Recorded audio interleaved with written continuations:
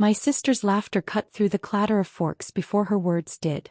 "You don't mind watching them, right?" she asked, already turning back to her wine. The twins climbed into my lap, one tugging my hair, the other spilling juice down my sleeve. The table roared with laughter like it was all a show. No one looked at me. Not when I stood to grab a towel. Not when I wiped a stain that wasn't mine. That night I didn't yell or cry. I started packing. They still thought I'd show up for the family trip. They had no idea I'd already booked my own ticket out. Before I tell you what happened next, tell me, where are you listening from? Just so I know someone out there understands. And when you've heard the whole story, tell me, what would you have done if it were you? I used to think the silence in our house meant peace. It didn't. It meant someone else was being celebrated.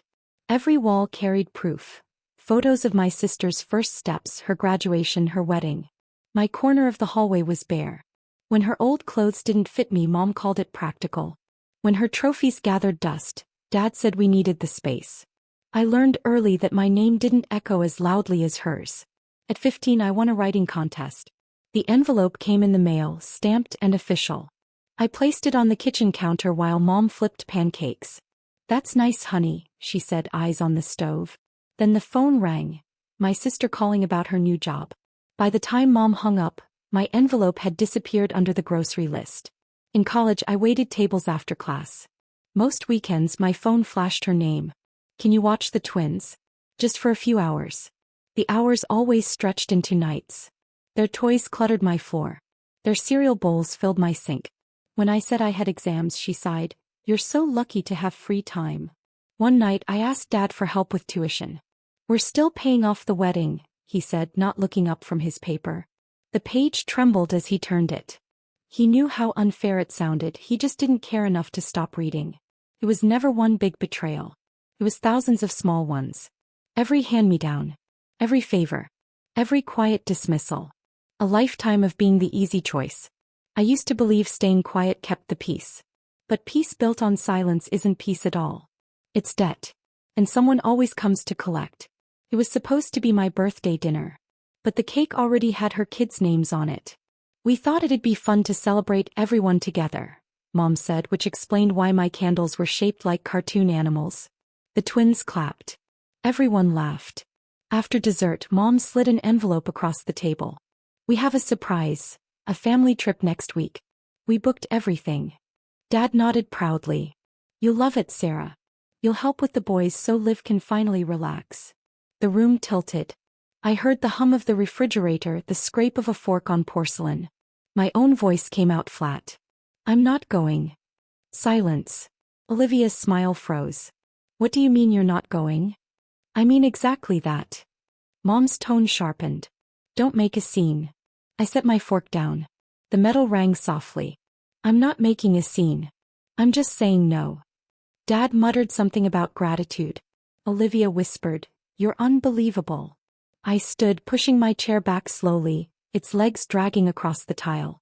"You've had my weekends, my nights, my patience. You can have the trip too, just without me." Their voices tangled behind me as I walked out. Questions. Accusations. Manufactured guilt. The door closed, and for the first time the quiet didn't feel like punishment. It felt like space. That night I opened my laptop. Flights. Hotels. A blank search bar blinking at me. I typed one word. Elsewhere. I didn't slam any doors. I didn't need to. The quiet was enough. The lamp on my desk cast a small but steady circle of light. My laptop hummed as I opened a spreadsheet. Payments. Rent. Flights. Each word a column. Each cell a step out. I scrolled through airline sites like someone memorizing an escape route. The cursor blinked over confirm. I pressed it. A new flight. A new destination. The same weekend as theirs. After that, every sound in the house became sharper. The washing machine droning, Dad's TV too loud, Mom's phone calls filled with my sister's laughter. I'd hear her say, "Sarah will help," and I'd picture my name folded into every plan like a napkin no one asked for. I stopped answering. Stopped offering. Stopped explaining. During lunch breaks at work, I printed every receipt and confirmation, slid them into a clear sleeve in a folder. Numbers and timestamps stacked neatly, proof that my life finally had structure outside of them. A week before the trip, I bought a suitcase. Business or pleasure? The clerk asked. Neither, I said. Freedom. She laughed, not knowing I meant it. At home I laid the suitcase open. White shirts. Folded jeans. My notebook. My silver water bottle. I zipped it halfway, leaving room for the feeling that still didn't fit. Leaving for real. Mom knocked that night. Remember to bring sunscreen, she said, mistaking my closed laptop for agreement. I nodded once, watching her reflection fade in the screen. The next day Olivia texted. Can you pick up extra snacks for the twins? I stared at the message until it vanished, then deleted the entire thread. 2 mornings later I woke early and walked around the block. The sunrise air felt untouched, new. I practiced silence there, learning how it felt when it belonged to me, not to them. In the evenings I cleared my inbox, unsubscribed from anything with their names on it. I reorganized my accounts, shut down every autopay for shared bills. My life shrank to essentials. What I earned, what I kept, what I chose. A coworker, Maya, noticed. You've been quiet, she said. Maybe I finally ran out of explanations, I replied. She didn't ask more. I was grateful. 2 nights before their flight I stood before the hallway mirror, the one framed by Mom's favorite family photos. Olivia's wedding smile stared back at me. My own reflection looked calmer, older.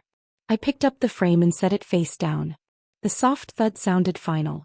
That night I wrote a single text and saved it as a draft. I'm going on my own vacation. Enjoy yours. I didn't send the message yet. Just seeing it waiting in my outbox was enough to slow my pulse. On the last evening at home, the house buzzed with excitement. Suitcases stacked by the door, the twins running through the hallway in matching hats. Mom's voice carried from the kitchen, rehearsing checklists. I sat in my room, earbuds in, pretending to watch a movie. My own suitcase was already hidden in the trunk of my car. At midnight I checked my flight again. On time. I took one slow breath, turned off the lamp and let the darkness settle. My phone lit up once. Olivia's message. Can't wait for our trip. I powered the phone down without replying. That night I slept deeper than I had in years. Morning came in the quietest way. Coffee drifted through the house, footsteps moved in every direction. I moved quietly too. Past their open suitcases, past Mom calling for sunscreen again. I'll meet you there, I said. They smiled, distracted, believing it. The drive to the airport blurred into sunrise and highway signs.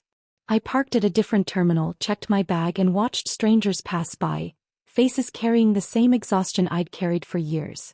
At my gate I sat by the window and watched planes lift like secrets breaking free.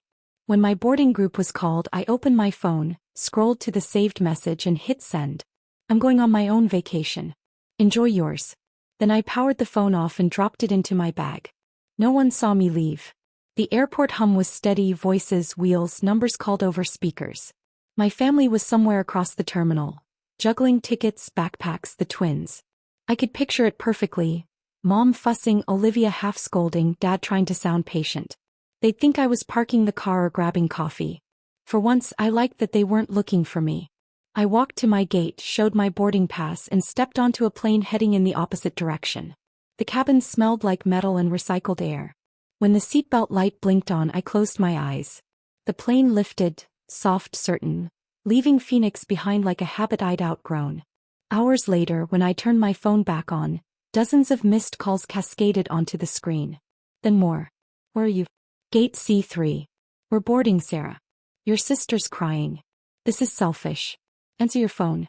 By the time the wheels touched down, the messages numbered in the hundreds. The newest one read, "You ruined our vacation." I didn't open any of them. I stood in the slow-moving line toward baggage claim, the carousel humming. My gray suitcase slid toward me like a punctuation mark. I lifted it, feeling its weight grounding me.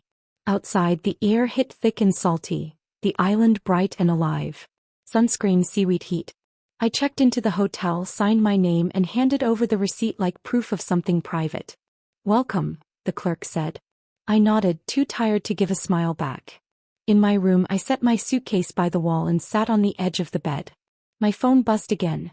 Mom, Olivia, Dad, all of them. For a moment, guilt pulsed sharp and human. Then it softened, flattening like a wave collapsing back into the sea. I turned the phone face down and stared at the ceiling. Somewhere my family was probably arguing in an airport lounge. The twins crying, Olivia fuming, Mom's voice cracking as she realized I wasn't on the next flight either. They'd call it betrayal. I called it balance. The next morning I walked to the shoreline before sunrise. The sky was pale orange, the water breathing in slow rhythm. I dug my toes into the wet sand and let the foam reach for my ankles. The silence here was different, clean, deliberate. When I finally checked my phone, the battery was nearly dead. More missed calls. More accusations. You're ungrateful. You embarrassed us. We needed you. I scrolled once, then held down my thumb until the message thread trembled. Delete all. The quiet tap that followed was the only reply they'd ever get. I spent the morning wandering through the market near the pier. Vendors shouting prices, children chasing birds. No one knew my name here, and for the first time anonymity felt like safety. I bought a small seashell pendant from a vendor. Its surface was cool and imperfectly perfect. When I held it to the light, I thought of juice spilling across the table back home, color bleeding into white, and how now finally I could let it dry.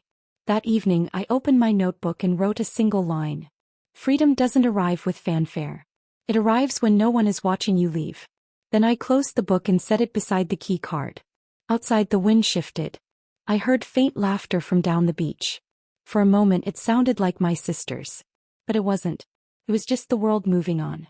Morning light spilled through thin curtains. The tide whispered outside my window. I brewed hotel coffee, its sharp scent grounding me. My phone sat silent on the nightstand. I didn't reach for it. I took my cup to the balcony. The beach below stretched empty except for a few early risers. No twins. No voices calling my name. Just space wide enough to breathe in. I hadn't realized how loud my life had been until it went still. I opened my notebook again. Below the line from last night I wrote another. It stays when you stop apologizing for wanting it. The ink bled slightly, like a promise sinking into something that would finally hold it. Later I walked along the waterline, letting the surf erase my footprints. I thought about every version of myself who had stayed quiet. At the dining table, at the edge of every family photo. I once believed silence was safety. Now I understood it could be armor. By afternoon I packed my bag. The suitcase closed with a single final click. I left the room key on the desk beside a small note. Thank you. No name. No return address. The flight home was calm. When I turned my phone on, there were no new calls. Maybe they'd stopped trying. Maybe they finally believed me. Back in Phoenix, I didn't drive to their house. I drove straight to my apartment. The light there was clean, white, unfiltered. I unpacked slowly, folded clothes, placed the seashell pendant on my desk. It glowed faintly in the afternoon sun, the same color as the foam that touched my feet that morning. The kettle hissed on the stove. Steam spiraled upward. I poured the water, watched it swirl, and exhaled. No noise. No demands. No apologies. Just air filling a space that finally belonged to me. The next morning I woke before sunrise. The city was still. Cool air pressed lightly against the windows. I sat at my desk, empty of photos, empty of noise, empty of ghosts. My phone lay beside the seashell, dark and still. For once no one expected anything from me. The emptiness felt clean. I made tea, opened the window and listened. No shouting. No footsteps. Only wind. For years I mistook duty for love and silence for peace. But real peace doesn't ask for permission. It waits, patient and unwavering, for you to notice it. I looked around my small apartment. The stack of books, the folded blanket, the sunlight spilling across the floor. It wasn't much, but every inch of it was mine. Maybe one day they'll tell the story differently, say I walked away or ruined the trip. Let them. The truth is simpler. I just stopped showing up to places where I was never seen. The kettle whistled. I smiled, slow, quiet. The silence that followed wasn't lonely. It was earned. If you've ever had to leave to find peace, tell me, where did you go? And did it finally feel like freedom?